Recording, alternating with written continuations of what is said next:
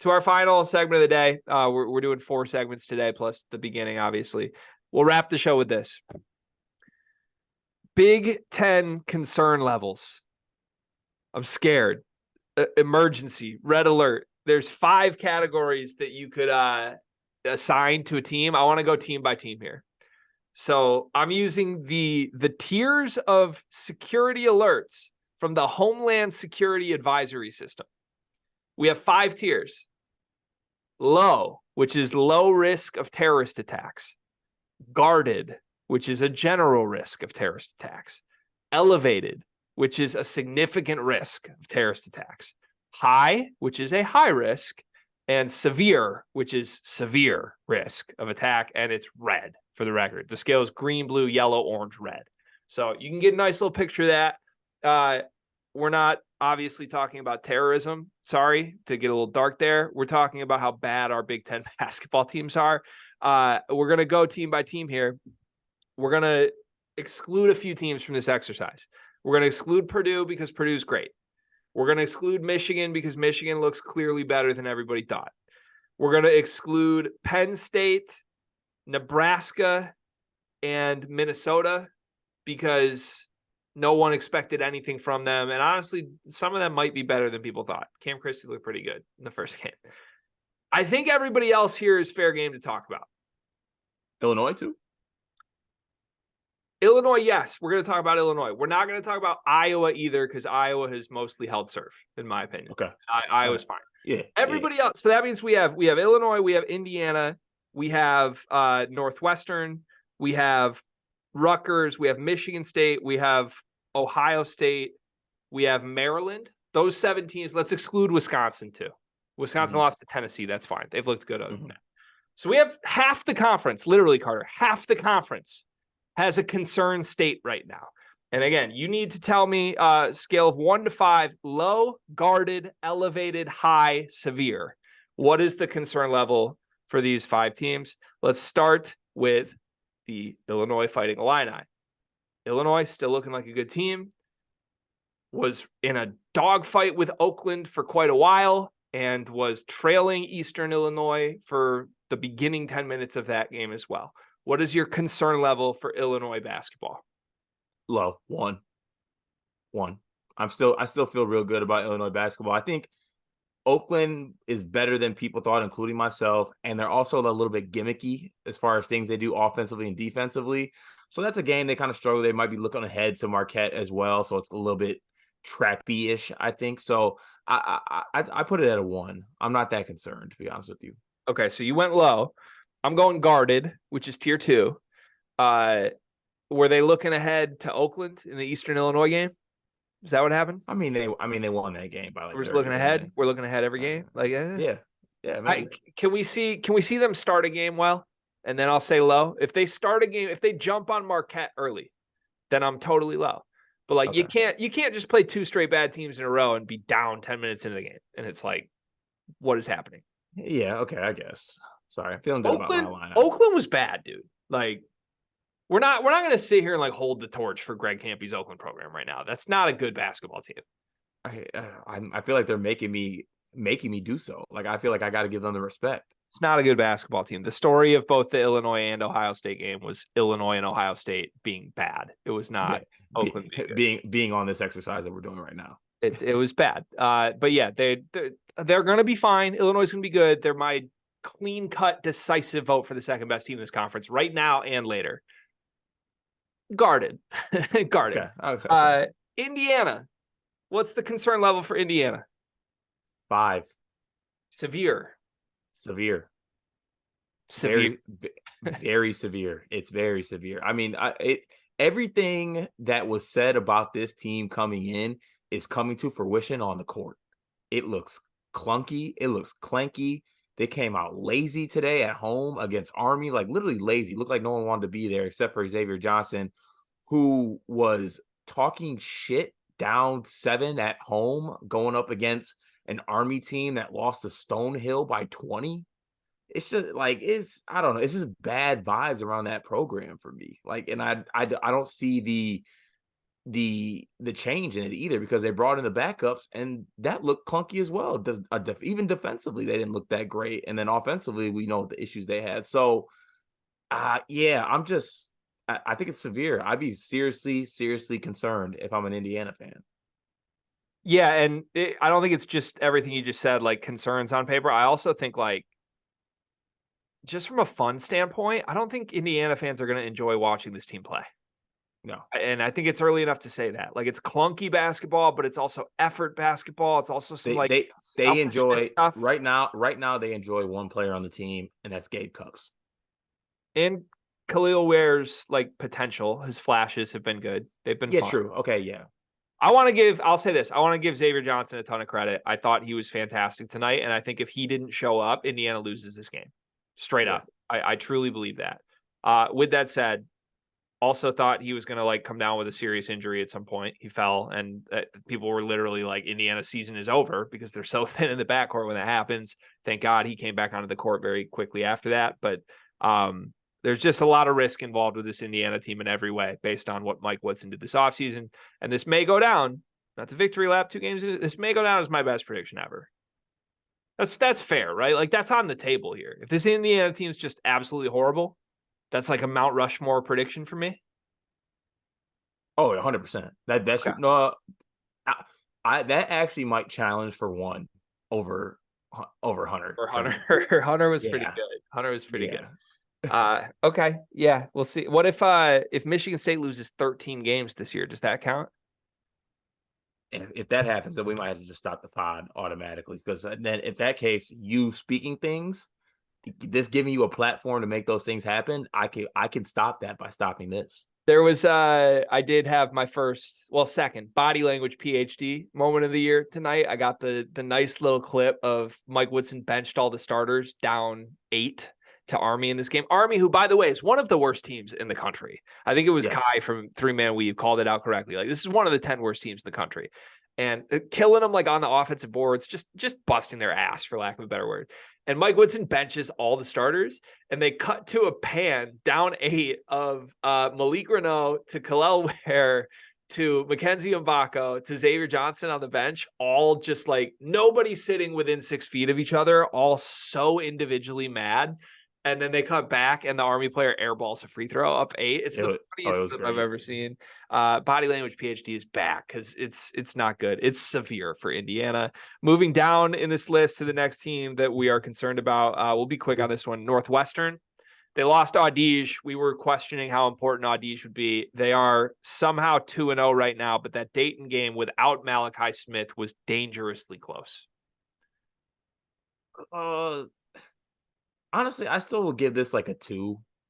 I'm not like that concerned because it's Northwestern. Like, what do we really expect? Like, if we get Boo and then anything else, like, just enjoy watching Boo Booey for another season, Northwestern fans. Enjoy watching your point guard play basketball. Not every fan base enjoys their point guard playing basketball. So just enjoy the fact that you have a really good one and just vibe. Just vibe out.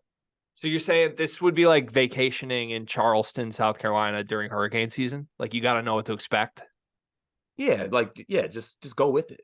Yeah, I once booked a vacation in Charleston, South Carolina during hurricane season, by the way. Safe to say we did not go and we did not get our deposit back. I remember that.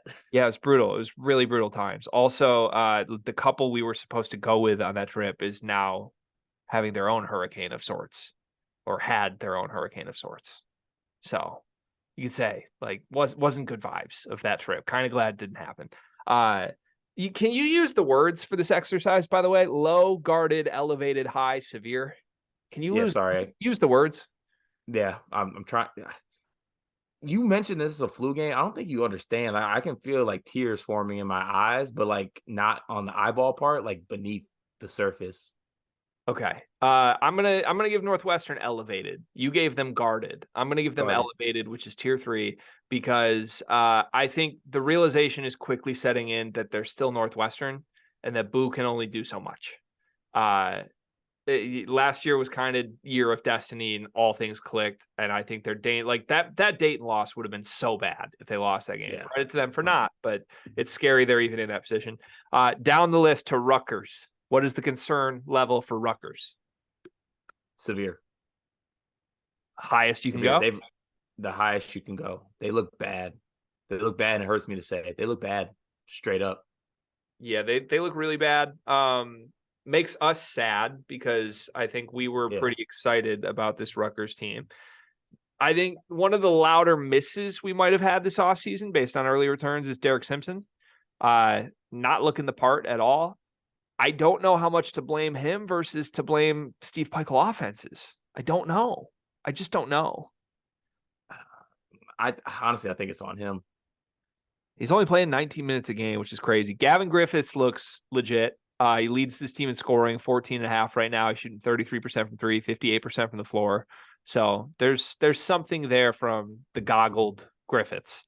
But I'll go one tier below you. I'm gonna go high, not severe. Close to severe. One more loss away from severe. Next up, your own Michigan State Spartans.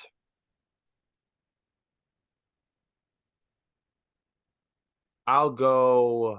Let me I'll go. go. Let me go. guarded. I'll go guarded. Oh, come on. What? That's ridiculous. That's number 2, right? Yeah, so you're not very worried about Michigan State basketball. I'm somewhat worried. Guarded is a ridiculous answer. Okay, well, what's your answer? It's my answer. What's your answer? Severe. Severe? Severe. This team looks nothing like we hoped they would be.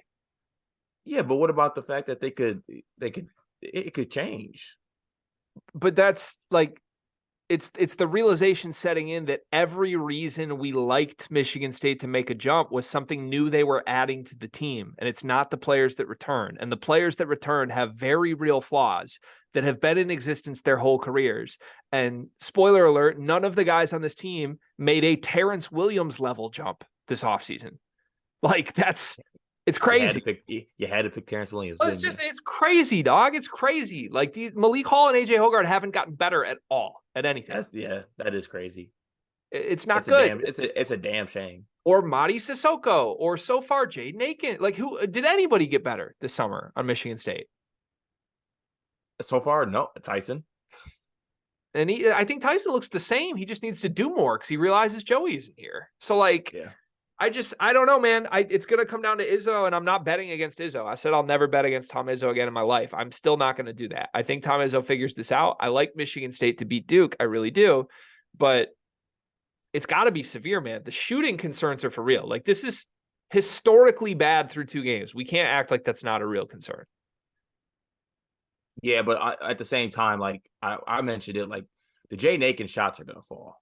But it's the volume. It's not the shots. He's not getting shots. Right. I'm more concerned about that than the actual percentage. Me too. But I think that's the concern, and that's why it's severe. Is like defenses have already realized they don't need to guard anybody but Tyson and Jaden at all. So like you take away attempts from those two, this is the worst shooting team in the Big Ten. Yeah. Yeah, okay. Severe just seems like a little much. It's in between severe and guarded, at least, man. You're acting like what? It's a little blip on the radar. We're not worried at all.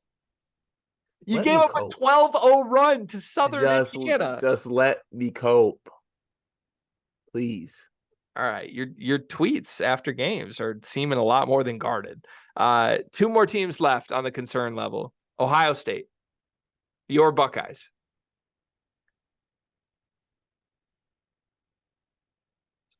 Elevated. Great word usage. Now you're playing the game. Yeah, I think I go to elevated. I'm disappointed, but at the same time, I don't know. Even in these losses, are you still like saying to yourself, there isn't something there with this Ohio State team? Yeah. Wait, like yes, you are. Like you think there's something is there? No, yes. I'm saying to myself, there's nothing there. Okay, I can't fully say that, and it might be my Buckeye bias kicking in, but I can't say that yet. Here's the moment that I officially became out on this team when they played through Evan Mahaffey, down 6 with a minute and a half left to Texas A&M. That's what happened. They got the ball to Evan Mahaffey and said, "Get out of the way. I'm out." Bruce Thornton is not who we hoped he was. I'll start there. I think maybe that changes. Maybe by the end of the year, he's totally different. Bruce Thornton has a lot of sensible isms to him right now. He cares about getting his points. That's what Bruce Thornton cares about. And I don't think if that's your Which is best player. crazy to me because he just did not strike me as that type of dude last year. I don't know what maybe it's just because we weren't paying attention because we were paying attention to Bryce, but he just did not strike me as that type of dude. He's a good player for sure. By the way, I'm on the fly. I wish I would have just done this. He's officially Bryce Thornton until he earns Bruce Thornton back. If he's gonna not guard and just shoot every time down and get empty numbers, he's Bryce Thornton. Maybe he can change back into Bruce Thornton. We'll see. Final concern team, the Maryland Terrapins.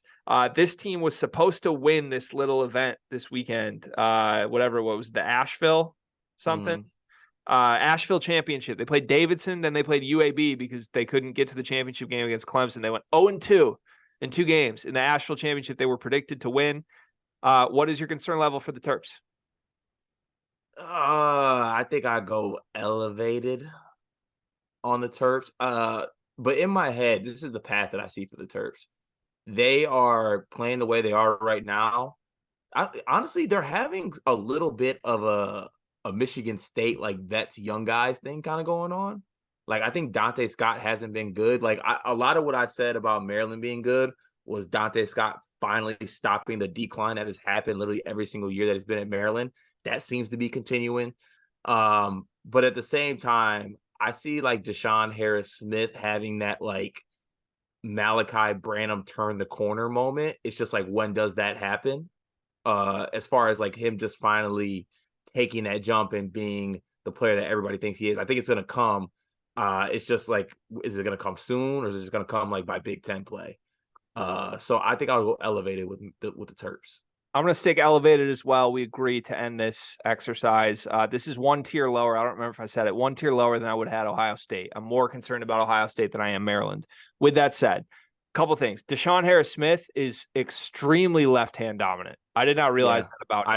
I did not realize that either until I watched the last game. He has nothing going right at all. Like I'm telling you, it's a turnover. If he tries to put it on the floor to his right immediately, that can't bode well, like at all. And I don't think that's something he adds mid-season either. Like if he doesn't have that till now, that's kind of just going to be who he is. I think that's going to limit what he can do, to be honest. They went to him, the final possession. They were down 3 tonight. They went to him instead of Jameer Young. And part of that was the way UAB guarded it. Like Jameer made the unselfish play, kicked up, and then it was just kind of like Deshaun's going to shoot a step back 3. And if he hits it, we win. He airballed. I don't think he's as good as I hoped he would be right away. I still think he can click, but man, the thing with Maryland that applies to almost every team we just talked about to me is that the core of their team is vets from teams that haven't been that good. We're really looking at Julian Reese and Dante Scott, and you're telling me that's a great front court?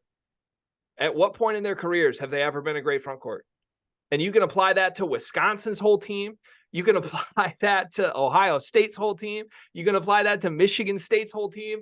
All these teams everybody told me was going to take a jump have been bad teams their whole careers, and all the players are back. And now they're good teams? Why? Why are they good teams? They're not good teams. No, none of these teams are good teams. They're the guys we've seen for 3 years. So give me elevated for Maryland until we see something from Deshaun Harris-Smith. It still could happen, but I'm skeptical. And to put a bow on this, do the same thing, but for the entire conference as a whole, Carter. What's your concern level for the entire conference as a whole? Severe. It's severe. This is the worst I've ever seen the Big Ten. Yeah, this is bad. After talking about, especially coming into the season, everyone's like, oh, Big Ten's going to be so good this year. Like, bounce back year for the Big Ten. This is the worst I've seen it in a long, long time. There's a long ways to go, and it can change. But right now, it is not pretty for the Big Ten. We are not doing ourselves any favors as fans or as anything as a conference right now. In hindsight, we should have known when Inside the Hall and Hoops had Zed Key 9th in the conference. That's the moment we should have. That was a Roman Empire for us. We should have known. Yeah. Also, I'm hitting the fan portal. I just want that known right now. I've officially put my name in. I'm considering staying, but my name's in the portal, and the early leader so far is the Pac-12 before the season ends. So. In the Pac-12 in its last season. Yeah, that feels right for me. Just a one and done type thing, like grad transfer type year. Pull my Caleb Love and see what happens. Get some petty IGs thrown out as well. Everything looks good. One big thing presented by Bigby. Wrap the show for us. What do you got tonight? My one big thing is playing your game and knowing yourself. I didn't play my game last night. and I'm paying for it right now. So whether it's doing whatever you're doing in life, just make sure to stay within yourself and play your game. It's not always great to go out there and do something that you can't do. I am going to take that advice to heart when we play one-on-one in Chicago for the credential this week. I'm not going to try anything I'm incapable of. I want to give you credit because that was a Jordan-esque flu game, by the way. When you told me the state you were in, I was a little worried what it would look like on camera. I thought you were fantastic tonight. So cheers. Kudos to you. I want to drink to you for just a second. My one big thing is this. If you're someone that says that a certain type of water is better than a different type of water, never talk to me again. What do you mean? Water's water. Okay. This is just fitting for you. Water's water. We're not doing like, oh, this water tastes so much better than this one. It's water. Water. You don't have a water. You walk into a gas station. You don't have a water preference. Everyone has a preference, but my preference is more on the shape of the bottle or the color of the wrapping than it is like, oh, this tastes. It's water. It's all water. Come on now, bro. No, what there's did absolutely. We just paused the shape of the bottle. I don't like the inflection on that. I didn't like it, so I don't know. It came to me. I'm sorry, my brain's not in the right place right now. But we're not gonna go off on a tangent about this. But there is 100% like better taste. Like I'm not drinking Dasani. Water is water. I will die of thirst before I drink Dasani or Aquafina. Yeah, that's just high maintenance. That's all. That's just normal. No, that's just normal. No, it's high maintenance. Just drink water because water is water, and water tastes like water. Does water out the sink and water out the Brita taste the same? No, because there's a filter that takes things out of the water. Bottled water is water. Okay. I want better for you. That's the show. We'll see you on Tuesday. Have a great night, everybody.